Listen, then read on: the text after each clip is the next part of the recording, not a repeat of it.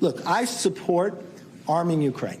That doesn't mean sending them cash, but arming Ukraine. But I have been on the White House even before they sent this supplemental. I said, you guys are doing it all wrong by just sending us a supplemental. And I think the president is failing here because he's not telling the American public what is the mission. Now, we have a lot of members who are Navy SEALs who've been in theater and F-18 pilots, and they're frustrated.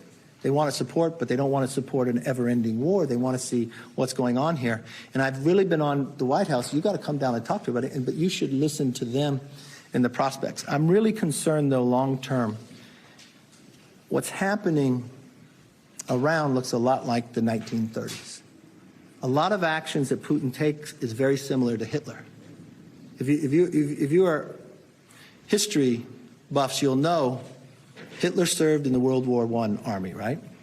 He hated that his country collapsed, and they signed the Treaty of Versailles. And what did he do? He ran and created a new party and ran in democracy again and again and again until he won. And when he won, what did he do? He took the freedoms away. And then he rebuilt his military, and even though it went against the Treaty of Versailles, the world powers said nothing. And then what did he do? He took part of Czechoslovakia. He took Austria.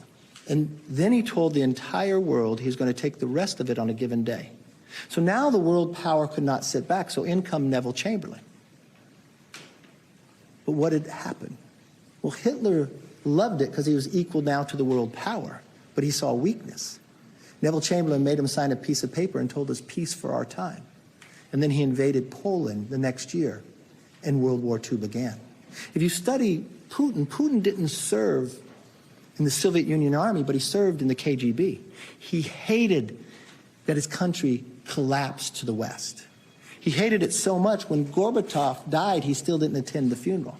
What did he do? He rebuilt his military.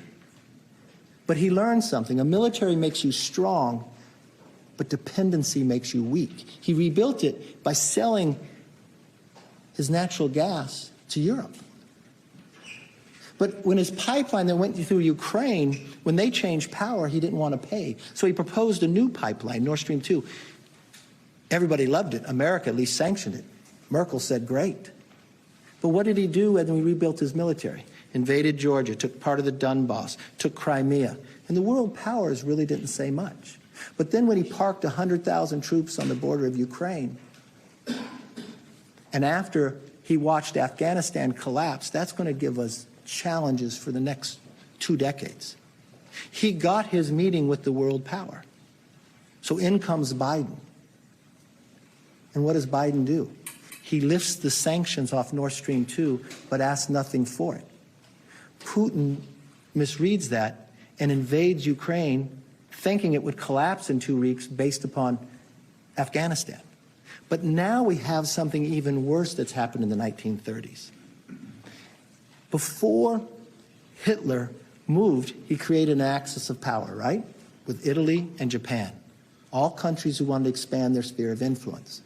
Before Putin invaded Afghanistan, what did he do? Create an axis of power with China, North Korea, and Iran, all countries who want to expand their sphere of influence. So what we do here is very important. We can't sit there and just collapse it, because it'll look from Afghanistan. We can't just throw money at it. If we provide the weapons to be successful, but why it's so much personal to me, in 2014 or 2015, when Putin invaded the first time, I went to Ukraine. And then I came back. And I took a bipartisan group, and we went to the White House. And we sat in the Situation Room with then the vice president who was in charge of Ukraine, Joe Biden. And we advocated, let's sell them javelins so they can stop tanks. So they wouldn't invade. He said no. He said Europeans wouldn't want it. I said, well, why don't we sell them to them now and keep them in Poland then? Didn't think that was right. And I fear of making the same mistake twice and sending the wrong messages. But the thing I would tell everybody is more Americans are dying on the southern border than are dying in Ukraine. Each and every day, a plane of Americans crash from fentanyl.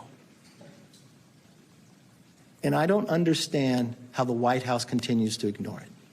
My whole plan, and I've been up front from the very beginning, what I would say, if you want anything on Ukraine, we got to do something with the border. Thanks for watching. Stay updated about breaking news and top stories on the NBC News app or follow us on social media.